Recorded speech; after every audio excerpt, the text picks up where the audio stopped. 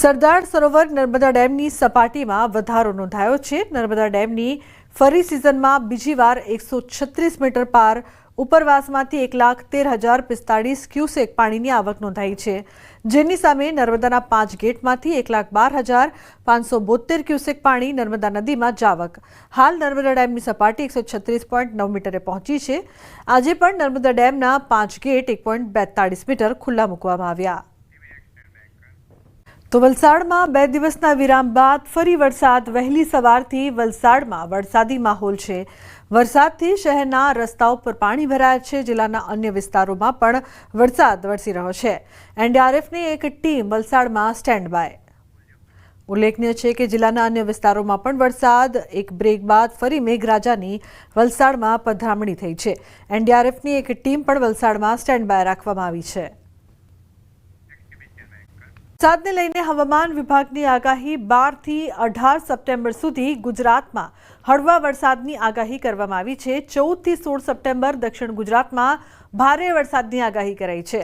તો સુરત, નવસારી, વલસાડ, તાપી જિલ્લામાં વરસાદની આગાહી। 14 થી 16 સપ્ટેમ્બર થંડરસ્ટોર્મની પણ આગાહી છે। 12 से लेकर 18 सितंबर तक 7 दिन की ये फोरकास्ट है। हल्का से मध्यम बरसात का संभावना रहेगा दोनों क्षेत्रों में ही, गुजरात रीजन और सौराष्ट्र कोस्ट रीजन। इसमें हेवी रेनफॉल का वार्निंग दिया गया है 14, 15, 16। मेनली दक्षिण गुजरात की जो ज़िला है इसमें हेवी रेनफॉल आइसोलेटेड प्लेसेस में येलो वार्निंग के साथ दिया गया है। अभी थंडरस्टॉर्म, उस टाइम थंडरस्टॉर्म का भी वार्निंग दिया गया है 14, 15, 16 सितंबर के लिए। इसमें wind speed 30 to 40 kilometre speed रहेगा और जो लाइटनिंग के साथ ही थंडरस्टॉर्म का वार्निंग दिया गया है। અમદાવાદમાં હળવા વરસાદની શક્યતા। ગુજરાતમાં સિઝનનો 28% વધુ વરસાદ નોંધાયો છે। अहमदाबाद के लिए लाइट रेनफॉल का फोरकास्ट दिया गया है। अभी रेनफॉल का जो स्टेटस है, गुजरात स्टेट में 833.2 mm बारिश हुआ है 12 सितंबर तक। इसमें जो सामान्य बरसात है 651.5, जो कि +28% डिपर्चर है। નવરાત્રીમાં પણ વરસાદની હવામાન વિભાગની આગાહી। 18 થી 24 સપ્ટેમ્બર ભારે વરસાદની સંભાવના। और वीक टू 18 से 24 सितंबर जो नवरात्रि आ रहा है, इसमें fairly to widespread rainfall संभावना रहेगा गुजरात में। और इसके साथ आपका हेवी रेनफॉल का भी वार्निंग मतलब आई हुई है मॉडल से। आइसोलेटेड प्लेसेस में हेवी रेनफॉल वार्निंग आई हुई है गुजरात रीजन में। Many days of the week मतलब 18 से 24 वाला जो वीक है। અમૂલની ચૂંટણીનું પરિણામ જાહેર। ખેડા જિલ્લા સહકારી દૂધ ઉત્પાદક સંઘના નિયામક મંડળની ચૂંટણીનું પરિણામ જાહેર થયું છે। 13 બેઠકમાંથી ભાજપના 11 ઉમેદવારે જીત મેળવી। જિલ્લાની બોરસદ અને કપડવંજ બેઠક પર કોંગ્રેસે જીત મેળવી છે।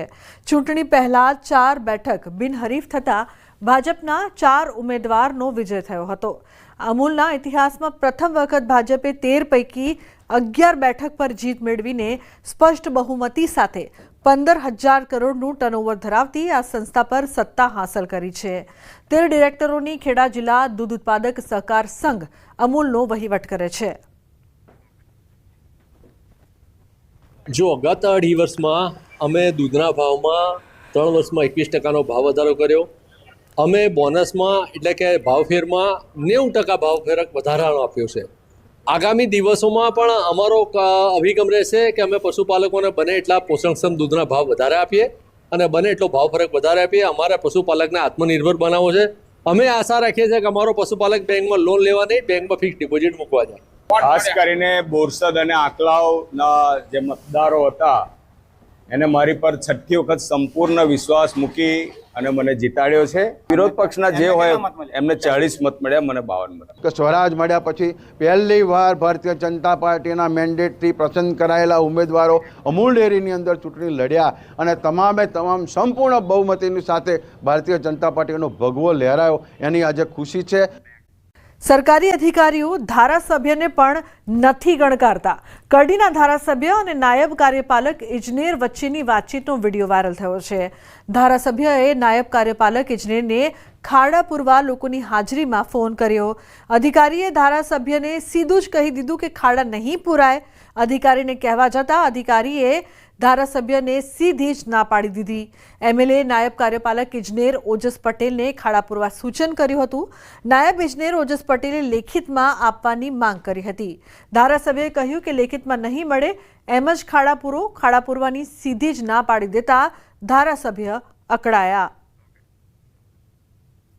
મારે લખીને આપવાનું નથી, તમારે રોડ કરવાનો છે. બોલો, મારે લખીને આપવાનું નથી, રોડ તમારે ખાડા પૂરવાના છે. પૂરી દો, હું હમણાં જોવા આવું છું આજ સુધી.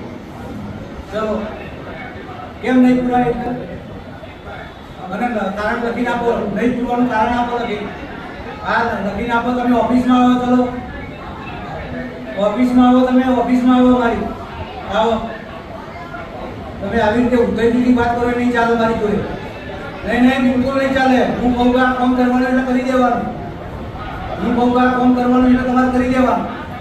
હા ભાઈ, ખોટી વાત નહીં કરવાની. એટલે મેં અધિકારીશ્રીના ફોન ઉપર વાત કરી એટલે જરા થોડી એમાં ગરબડ થઈ એટલે પછી મેં અધિકારીશ્રીને પાછળથી બોલાયા ખરા. એમણે એમની ભૂલ પણ સ્વીકારી અને જે કામ કરવાનું મેં કહ્યું છે એ કામ કરવા પણ એ